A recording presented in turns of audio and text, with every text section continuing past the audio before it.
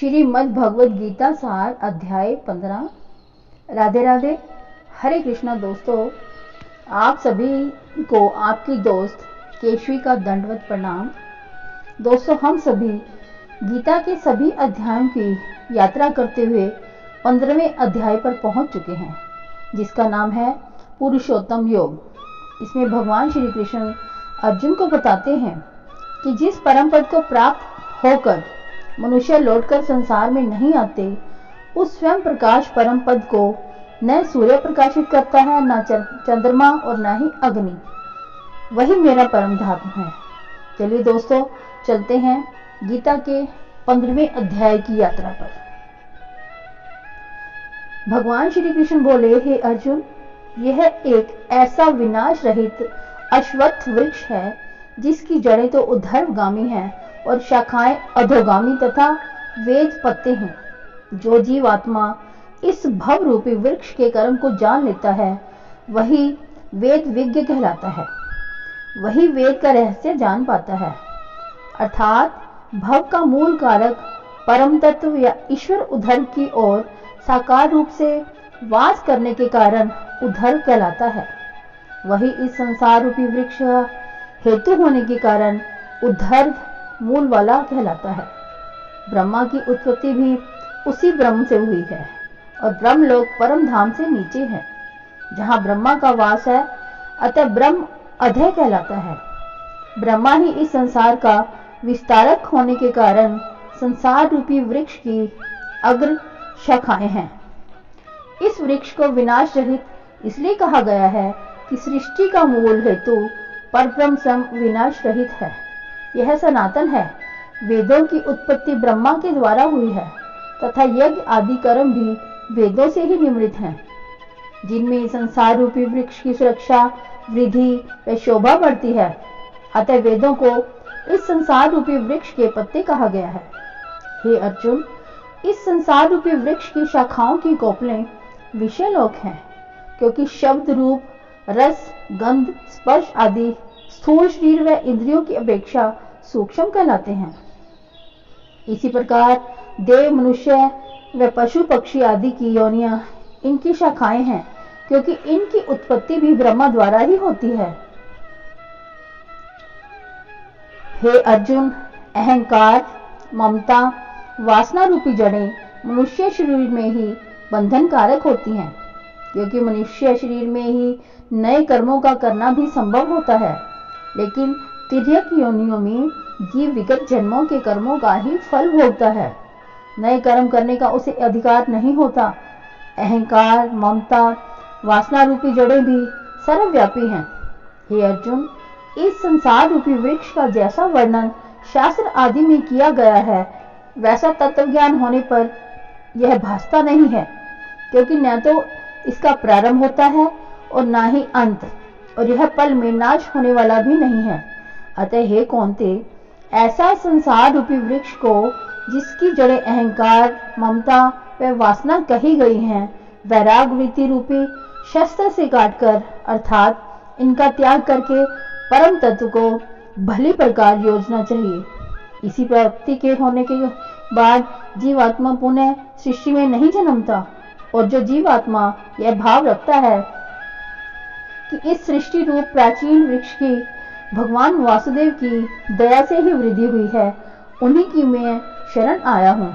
उस जीव की मोह माया में आसक्ति नहीं रहती, और जो नित्य निरंतर प्रभु स्मरण में ही वृत्ति रखता है और जिसकी कोई इच्छा भी नहीं होती, ऐसे तत्व यशस्वी पुरुष को निश्चय ही दिव्य धाम की प्राप्ति होती है। हे अर्जुन, वह मेरा दिव्य धाम कैसा है, सुनो। उस दिव्य धाम के प्रकाश की तुलना हजारों करोड़ों सूर्यों के प्रकाश से भी नहीं आंकी जा सकती। तब चंद्रमा व अग्नि का प्रकाश उस दिव्य धाम से कैसे समा सकता है? ऐसे मेरे उस प्रकाशमय धाम में जो जीव चला जाता है, वह पुनः नहीं जन्मता। हे अर्जुन, सृष्टिगत जीवों में जो आत्मा रूप से स्थित है, वह मेरा ही सनातन अंश है। उसका कभी क्षय नहीं होता। सत्य, रज, तम गुण से युक्त मन और पंचेंद्रियों को यह आत्मा ही उसके गुणों से पृथक करता है। अर्थात यह जब देह में गमन करता है, तब चित्त सहित इंद्रियों को उसी प्रकार ग्रहण करता है जैसे वायु गंध को ग्रहण करती है। इनके ग्रहण के बाद ही आत्मा नवीन देह धारण करती है। नवीन देह में जीव रूप में आत्मा ही नाक, कान, जीभ, त्वचा, स्पर्श और मन के द्वारा विषयों का भोग करता है। लेकिन अज्ञानी जन देह में स्थित या मरण काल, विषय भोग काल, त्रिगुणों में लिप्त इस आत्मा को नहीं जान पाती, अर्थात इस भौतिक देह के सभी क्रियाकलापों को आत्मा ही जीव रूप से भोगता है, लेकिन जीव से सदैव पृथक रहता है। इसलिए अज्ञानियों को आत्मा का आभास नहीं होता,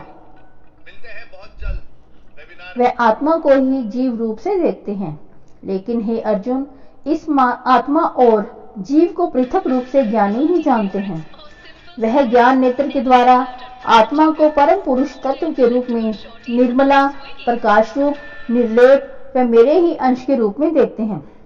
इस आत्म ज्ञान की प्राप्ति के लिए वह नित्य योगाभ्यास करते हैं। लेकिन जो मूढ़ है, जिसका मन विषय वासनाओं से भरा है, जो विषय भोगों को ही सब कुछ मानते हैं, ऐसे पुरुष निरंतर अभ्यास के द्वारा भी आत्म ज्ञान का लाभ अर्जित नहीं कर पाते, क्योंकि वह अभ्यास तो आत्म ज्ञान के लिए करते हैं, लेकिन उनका मन या चित्त त्रिगुणमयी माया में ही रमता रहता है। हे अर्जुन, सूर्य, चंद्र व अग्नि में जो तेज तत्व है, वह उनका अपना नहीं बल्कि मेरा ही है। अर्थात सूर्य मेरे ही तेज से सृष्टि का तिमिर दूर करता है। चंद्रमा मेरे ही तेज के कारण परिभाषित होकर शीतलता प्रदान करता है, तथा अग्नि भी मेरे ही तेज से प्रज्वलित होती है। अतः सूर्य, चंद्र व अग्नि में जो तेजस्विता है, वह मेरे ही कारण है। इसी प्रकार पृथ्वी में जितने भी चर अचर जीव हैं, उनको धारण करने वाला भी मैं ही हूँ। अर्थात पृथ्वी भी मेरे ही कारण स्थित है। चंद्रमा की शीतल किरणें वनस्पतियों को जिस रस द्वारा पुष्ट करती हैं, वह अमृत रस भी मैं ही हूँ। सभी जीवों में जो जेठ रागिनी, जिसके कारण अन्न बचता है, वह भी मैं ही हूँ।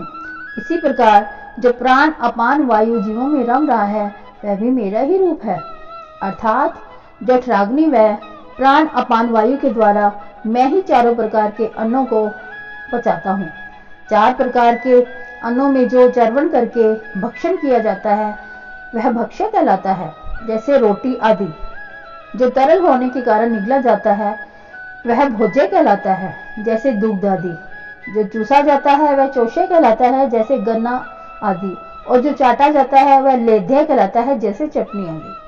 हे अर्जुन, मैं सभी जीवों की हृदय प्रदेश में निवास करता हूँ, इसलिए मुझे अंतर्यामी भी कहा गया है।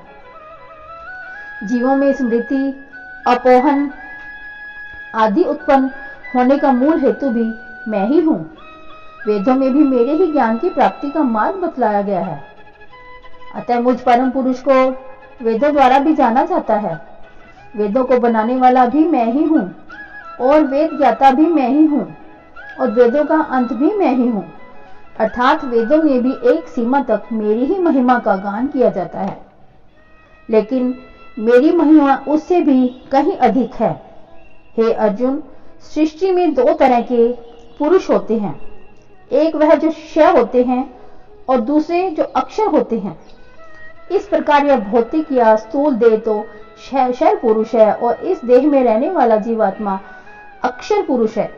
लेकिन एक अन्य पुरुष भी होता है, जिसे उत्तम पुरुष कहते हैं। वही सब लोकों में प्रविष्ट होकर उन्हें धारण करता है। इस उत्तम पुरुष को ही परम पुरुष परमेश्वर कहते हैं। वह परम पुरुष परमात्मा आदि मैं ही हूँ, क्योंकि मैं ही नश्वरता, जड़ता आदि से पृथक हूँ, तथा प्रकृतिस्थ विनाश रहित जीवात्मा में श्रेष्ठ हूँ। अतः वेदों व लोक में मुझे पुरुषोत्तम भी कहा गया है। जीवात्मा में जो आत्मा तत्व है, वह मेरा ही अंश है। इसलिए मैं ही सृष्टि का धारण करता, पालन करता हूँ। अर्थात कल्प के प्रारंभ में ब्रह्मा से चींटी तक सभी की रचना मैं ही करता हूँ, और कल्प के अंत में अपने में समेट लेता हूँ। जैसे बच्चा खिलौने से खेलता है और जब मन में आया उसे तोड़ डालता है, वैसे ही मैं स्वेच्छा से त्रिगुणमयी माया द्वारा सृष्टि रचता हूँ और उसका विनाश भी कर देता हूँ। हे पार्थ, जो ज्ञानी मुझ पुरुषोत्तम को जान जाता है वह मुझे सर्व में मानकर निरंतर मेरा ही स्मरण करता है। हे अर्जुन, यह अति गुप्त पुरुषोत्तम योग मैंने तुम्हें बताया है। जो जीव इसको तत्व द्वारा अर्थात आत्म ज्ञान द्वारा जाना जाता है, इसके लिए अन्य कुछ जानना शेष नहीं रहता, अर्थात वह ज्ञानी पुरुष कृतकृत्य हो जाता है। तो दोस्तों, यह था गीता का 15वां अध्याय। अब आपसे गीता के 16वें अध्याय में फिर से मुलाकात होगी। तब तक अपनी दोस्त केशवी को आज्ञा दीजिए। राधे राधे, हरे कृष्णा।